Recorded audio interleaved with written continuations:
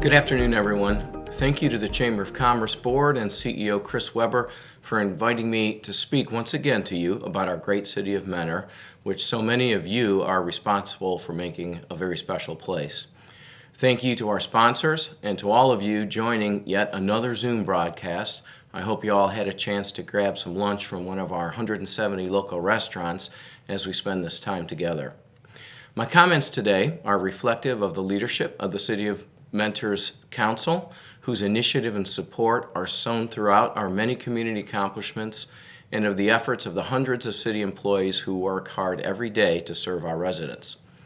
It's difficult to give any address such as this without acknowledging that the coronavirus pandemic has overshadowed nearly every aspect of our lives over the past year. We have all grown weary of the changes and challenges to our lifestyle. In this past year, we have lived in a perpetual state of anxiety over concerns for the safety of our family and friends, the risk to our livelihoods, and the psychological impacts to our children and senior community, in particular from isolation. We wonder aloud when things can return to normal, whatever that means moving forward. But in many ways, the pandemic has brought out the best in us. Just as in other times of national crisis, everyday Americans have stepped up to meet the challenge of the day. We celebrate in our Mentor community and communities all across the nation the real heroes among us, the hardworking people that have placed themselves at risk every day so that all of us can maintain some semblance of normalcy.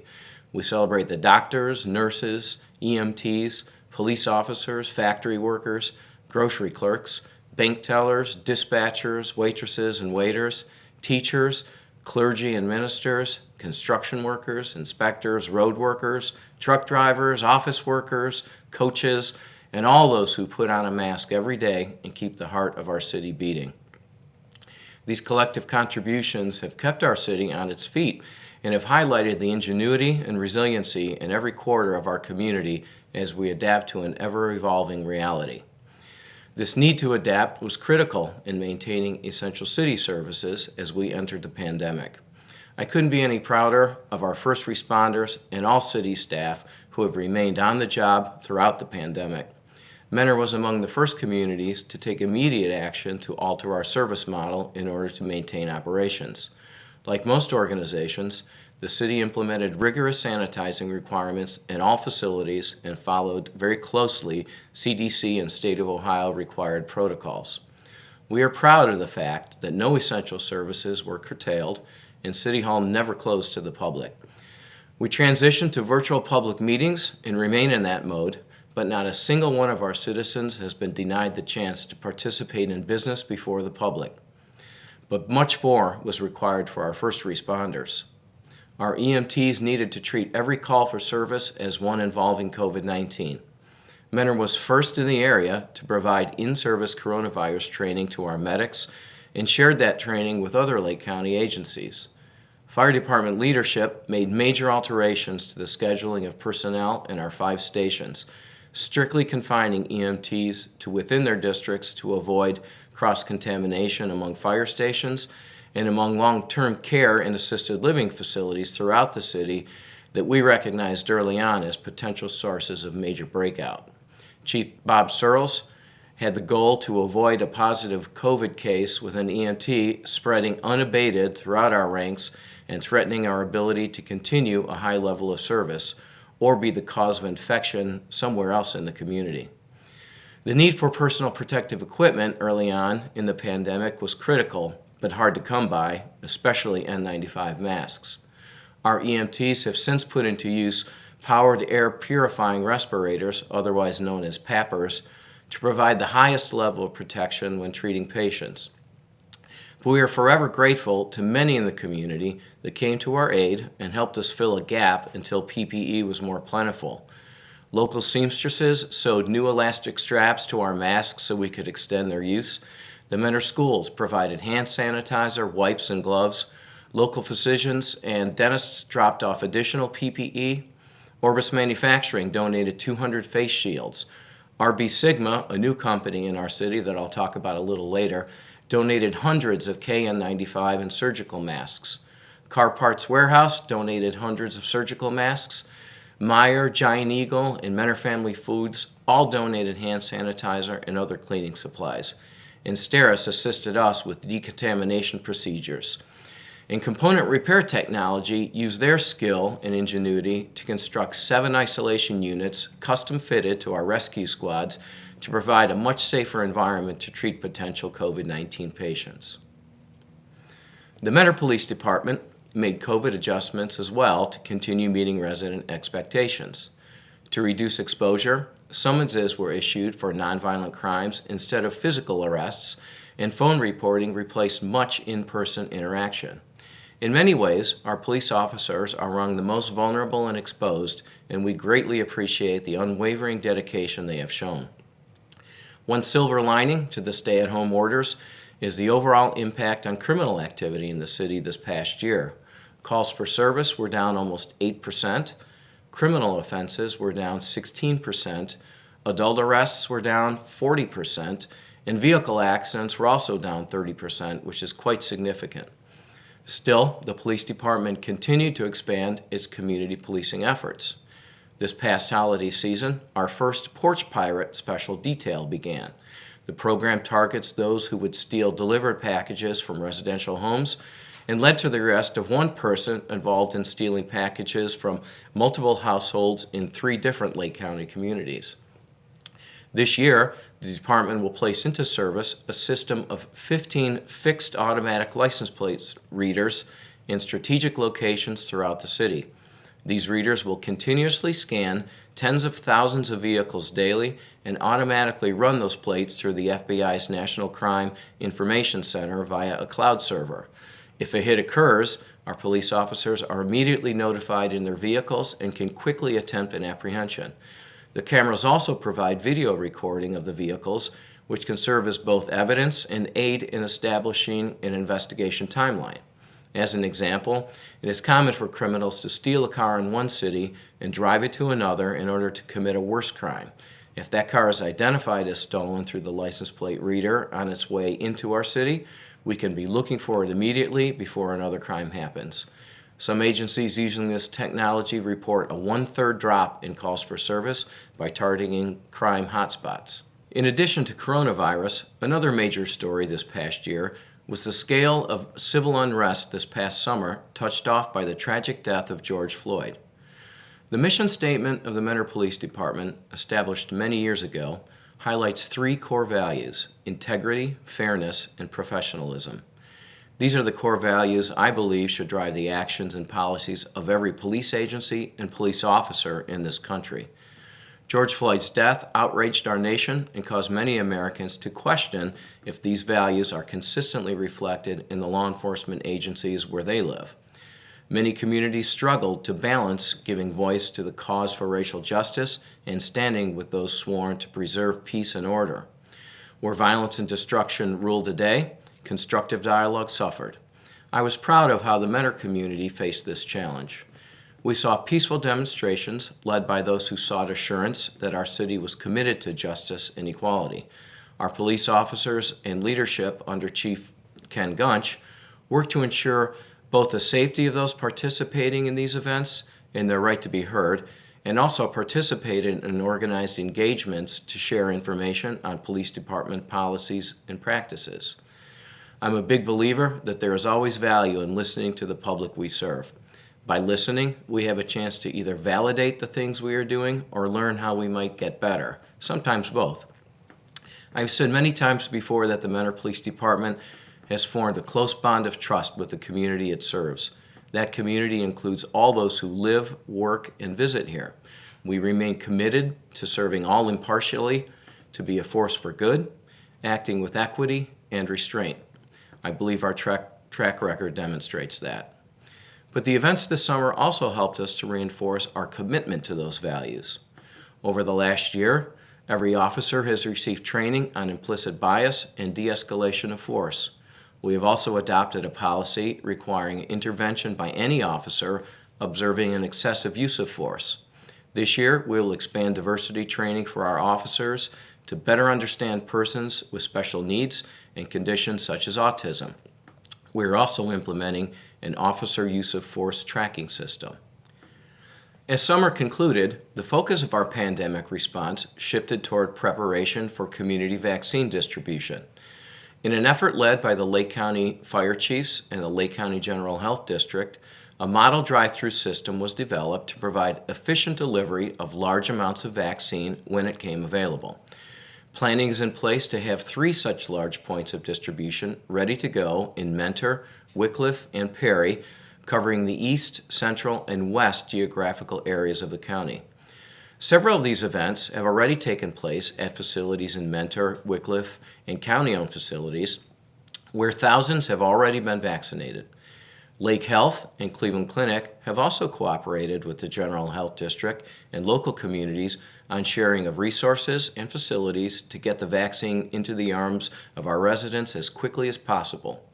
Despite what you may have heard in news reports about states and local communities failing to get vaccine out quickly, I can assure you this is not happening in Lake County. We are able to get out as much vaccine as we receive. Mentor's best practices and effectiveness at raising public awareness about pandemic-related topics have been recognized by our regional and state counterparts. The city's Public Information Office, led by Ante Legarsic and his talented staff, was asked to produce 2 PSAs for the state of Ohio for a series entitled Be a Part of the Solution. The first encouraged the public to ease the strain on first responders by recognizing when and when not to call 911, and the second encouraged first responders to get the COVID vaccine. Both are being seen in communities all across Ohio. I also want to acknowledge the great work of the Lake County General Health District under Commissioner Ron Graham's leadership, who has worked with our city and all Lake County communities to find the balance between keeping our public safe, keeping our economy as intact as possible, and finding creative ways to allow for some community activities. The Mentor business community has suffered for sure, especially small business, but we have fared better overall than what was originally anticipated. The city's general fund revenue, which is usually a pretty good indicator of the strength of the local economy, was down just under 4% in 2020 from the prior year. An even greater anticipated shortfall required city officials to scrutinize even more closely the expenditure of our tax dollars and to get creative in reducing costs. Our city felt the sting of layoffs for the first time, but by year end we were able to reduce overall expenditures by a greater amount than our revenue loss and actually increased our unencumbered carryover balance at year end. Finance Director David Malinowski and his staff were instrumental in making this happen. One example of creative cost-cutting moving forward is the decision by Public Works Director Matt Schweikert to take on paint roadway striping citywide beginning in 2021, a $300,000 annual cost we think we can reduce and do it better. Despite the uncertainty in the economy, several new businesses opened their doors this past year or expanded. Some of these include, on the manufacturing side, South Shore Controls, which made a $3.2 million investment in a 35,000 square foot facility. They specialize in process improvements for plant operations and added 60 new jobs with a $4.5 million payroll. Byers Products is in the process of more than doubling its Mentor presence as they complete a nearly 300,000 square foot expansion for office, manufacturing, and distribution space. Sunset Industries relocated to Mentor to produce machine parts for the aerospace industry, bringing 40 jobs and a $3 million investment. Alloy Bellows Star Precision moved operations from Highland Heights to Mentor, investing $4.5 million in 20,000 square feet of new manufacturing space and added 54 additional jobs. Uvamed is a UK company that manufactures a product known as a rainbow tray anesthesia medication management system. They are a medical device company that decided to open a location in Mentor as a result of participating in one of our inbound international trade conferences. They have plans to expand their presence in our city over the next 2 years as well. Another relocation to Mentor is Fulton & Associates, which does testing, adjusting, and balancing of environmental control systems. They brought 35 new jobs and intend to grow to a $3.1 million payroll by 2023. RB Sigma came at exactly the right time for our community. Founded on the need for U.S.-sourced PPE, They manufacture and sell a full range of personal protective equipment, including N95 masks. They've invested $1.6 million into their Heisley Road production facility and are employing 85 employees with a $3.3 million payroll. They have already produced 30 million units out of their Mentor plant. Their most recent product is an app called ArmorVax that connects people to local vaccine providers. It is now being used by the Lake County General Health District and several of the largest county health departments in Ohio. They have also been extremely generous in donating masks for our first responders and for our Men Are Rock series. We had about 50 retail and commercial businesses opening in the past year. A few of those are Platinum Real Estate on Center Street that is bringing over 100 jobs and a complete renovation of the former Polo building, At Home, Austin Steakhouse, Brew Kettle, which very nicely complements the mall, G-Licious Pizza, and Bluefin Asian Kitchen. The beautiful new 38,000 square foot Macy Family Dentistry Medical Office building opened on Norton Parkway this year. This $6.4 million investment now houses 6 medical office practices. 2 new ones to Mentor are the Vitreoretinal Ophthalmology Practice and Periodontal Associates, which together bring over 50 new healthcare jobs to the city. And there are some exciting projects on the horizon for 2021.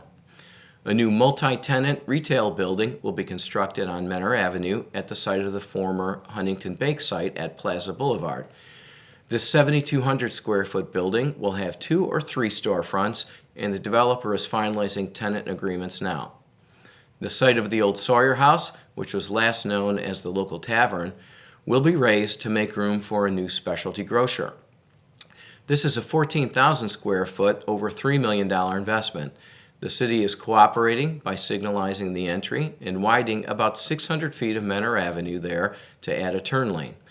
The project should be complete by the end of 2021, and while we are not at liberty to name the tenant yet, it will likely be well received. The city has also negotiated the right to retain the exterior stone blocks from the historic portion of the existing structure, which will be repurposed within our park system in some interpretive way. Omni Senior Living will begin a 2-phase project to complement their current investment just south of Interstate 90 and accessible off of State Route 615. The first phase is a 60,000 square foot independent assisted living and memory care center, and the second phase will see the construction of 63 senior living villas. The former Noah's Event Center is being proposed for reoccupation as a combination event center and restaurant, with negotiations still ongoing for the operator. Finally, the proposed Uptown Mentor development will redevelop 6 parcels in the Old Village District immediately adjacent to old Mentor Hardware. This multi-story development of up to 40,000 square feet represents a $5 million investment and is proposed to include ground floor retail or restaurants and Class A office space on the upper floors. 2 new residential developments were also platted in 2020. Cardinal Meadow, a 20 sublot subdivision on approximately 8 acres at the site of the former Rice Elementary, and Brookview Reserve, a 174-lot subdivision on 74 acres on the south side of Johnny Cake Ridge Road near Plaza Boulevard. Unfortunately, we have also seen closures in the city, most notably Macy's, Pier 1, Max and Irma's, Ruby Tuesdays, and Molinari's. But our economic development team, under Kevin Malachek's leadership, is already at work trying to fill these spaces.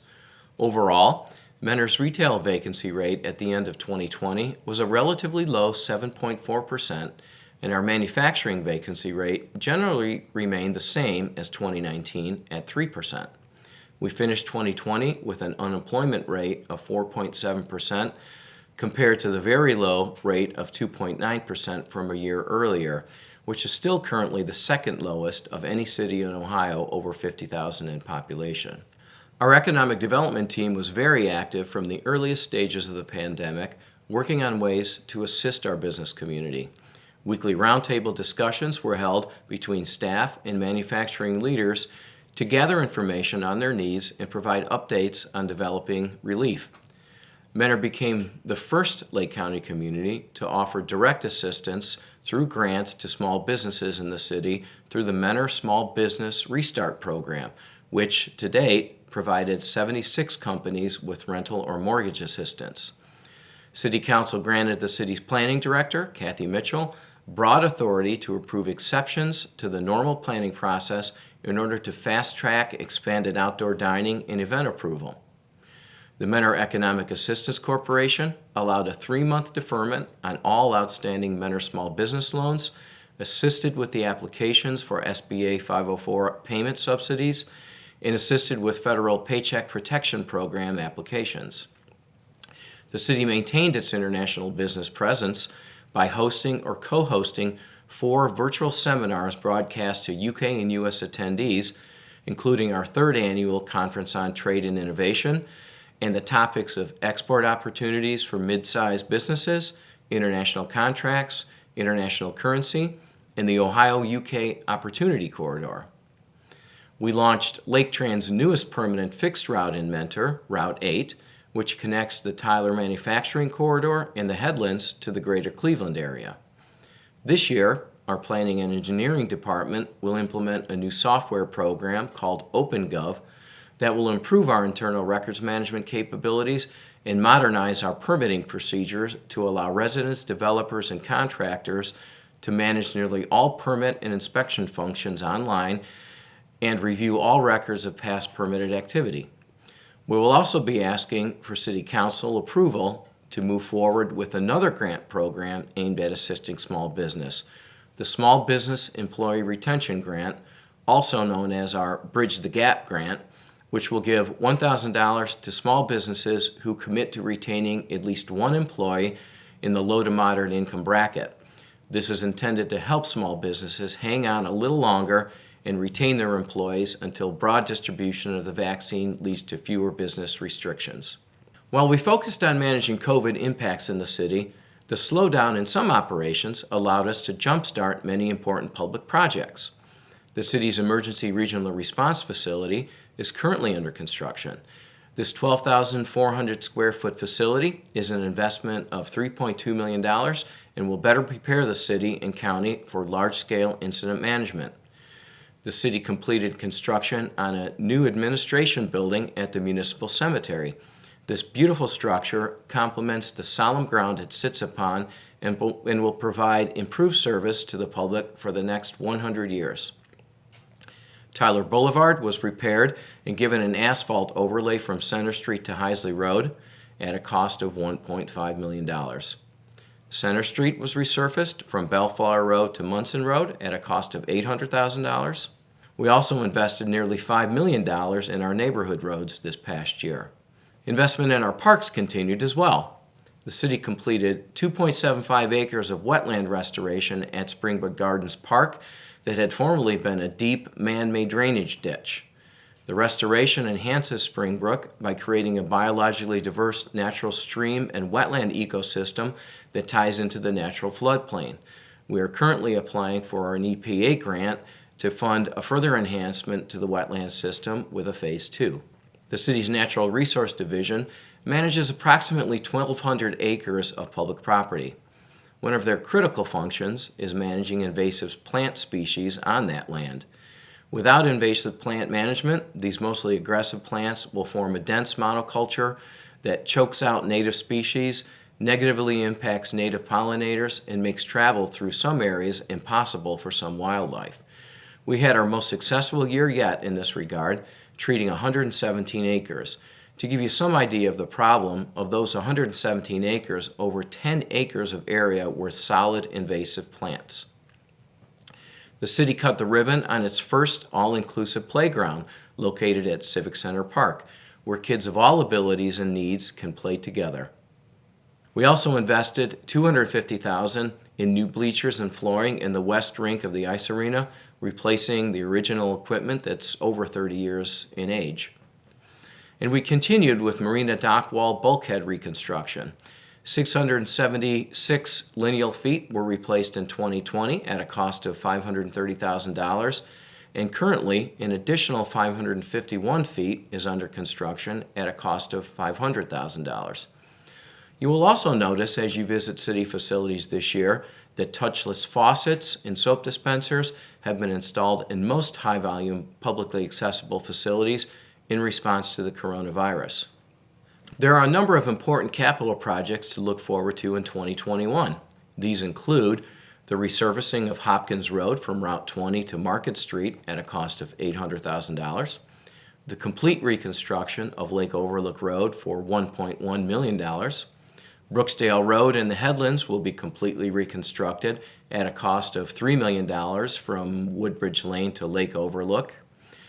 The replacement of 1,740 feet of 12-inch storm sewer on Stockbridge and Dartmoor roads that will be enlarged to 24-inch and 30-inch diameters at an estimated cost of $800,000.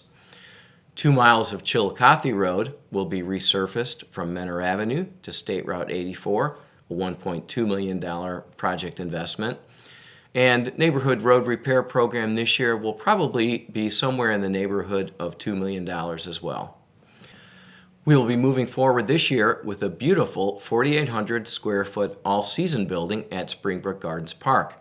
It will contain permanent restrooms for park goers, a warming kitchen, fireplace, a large multi-purpose room, and garage-style doors that open to the outside. We expect it will be able to accommodate over 200 people for rentals or recreation programs. This is approximately a $1 million investment, half of which we received a State of Ohio capital grant for, thanks to the efforts of Representative Jamie Callender. We are very excited about a project that will give the public an even better chance to experience the Menor Marsh more directly. We will construct this year the first phase of a 3-phase observation structure at the east edge of the Lagoons Nature Preserve. Phase 1 is 250 feet of ADA accessible boardwalk and a 13 by 32 foot observation deck. Phase 2 is an additional 150 feet of boardwalk, and Phase 3 is an 80-foot observation tower. In total, the 3 phases will represent a $1.2 million investment, which we expect to receive grant funding for half that. This addition to the Menor Lagoons Nature Preserve is a good example of the kind of investment a lot of communities are now contemplating as the need for social distancing created an explosion of participation in outdoor recreation offerings and venues. Our residents took greater advantage of what we could offer this year. Blackbrook became the city's most popular recreation outlet and recorded 38,000 rounds of golf in 2020, up over 25% from the prior year. The city's farmers market at Garfield Park experienced the largest attendance in our history. Over 15,000 people visited from June to September. In addition to other safety measures, the first hour of the market every Friday was reserved for seniors. We saw a 4-fold increase in marina kayak rentals from 1,300 in 2019 to over 5,300 in 2020. Youth and adult hockey programs continued through the pandemic, with participation remaining consistently high. All 32 plots at the Wildwood Community Gardens were sold out last season. And in an effort to promote safe cycling in the city, City Council defined 11 street segments in the city as bicycle share rows, which entitles cyclists to full use of the roadway when traveling narrower roads. Parks and Recreation Director Ken Kaminsky probably had the most difficult time of any city director this year, responsible for planning hundreds of events that may or may not happen, and faced with the challenge of modifying what we could do to ensure public safety. He and his staff did a great job, and although we were disappointed that large gatherings like our Independence Day fireworks or City Fest could not go forward, where we could, we modified our programming to safely allow for participation. Mysteries of the Manor Trail at the Wildwood Cultural Center turned into golf cart-style hay rides, and all 3 days of that event were sold out. Civic Center Pool was one of the few public pools open in the region and open to Mentor residents only. From June to August, we placed a strict limit on the number of participants, required social distancing on the pool deck, sanitized all deck furniture after use, and strictly monitored the entrance and exit gates. We were able to put on 3 Menor Rocks concert at the amphitheater before changes in state orders interrupted the series. We worked very closely with the Lake County Health District, who approved a plan to allow limited gatherings that ensured proper social distancing along with other safety protocols. 45 summer camps ran in 2020 that were completely sold out, even though that number was down from 119 camps in 2019. At our Wildwood Cultural Center, theater camp turned into movie camp, Santa's Wild Workshop changed to a curbside craft pickup, and the annual Gingerbread House contest was conducted online. Not quite as tasty, for sure. The decision to close the senior center came very early, since this is our most vulnerable population. However, we remain committed to continuing to serve these residents in new ways. Throughout the pandemic and still, we have operated a curbside, home-cooked pickup meal program at the senior center that serves 70 people a day on average. Utilizing grant dollars, we've been distributing food and other home supplies to seniors in need since the height of the pandemic, also through curbside pickup. Knowing that the senior center would likely be closed until the vaccine made its way to all eligible seniors, we shifted our focus to developing online and off-site programming. Online programming includes a coffee club, virtual trivia, remote games, lecture series, chronic disease and wellness classes, book clubs in cooperation with the Mentor Library, discussion groups, virtual silver sneakers, and other fitness classes, to name some. Off-site, we are organizing hiking and biking clubs beginning early spring, and water exercise classes are happening right now. Throughout all these activities, the Health District did not attribute a single COVID-19 case to any of our events while they were still contact tracing. Not even a pandemic could stop us from honoring those who have served us faithfully. Although attendance was either restricted or strictly limited, City Council led events on Memorial Day and on Veterans Day. In July, we were joined by State Representatives John Rogers and Jamie Callender to officially dedicate the permanent naming of a portion of State Route 2 in honor of fallen Mentor police officer Matt Mazzani. This year, the city will construct a permanent memorial to all police officers and firefighters who die in the performance of their duty. This memorial will be located near the front of Fire Station 5 and was designed by a committee made up of Mentor police officers and firefighters. We're grateful to the Brunner-Sandin family who have graciously insisted on covering the entire cost of the memorial. You will notice that I haven't made mention of this year's Mentor Rock series, festivals, or other popular community events.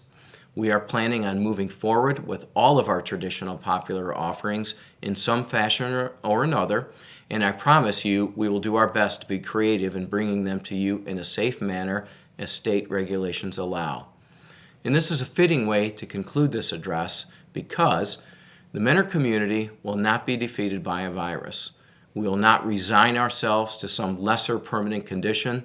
We will remain resilient, we will adapt, and together the city will emerge as it has in the past, better, more competitive, higher in our hopes for the future, more concerned about our neighbors, looking forward to the joy of gathering together as a community in our many celebrations, and confident that the state of our city reflects the strength of its people.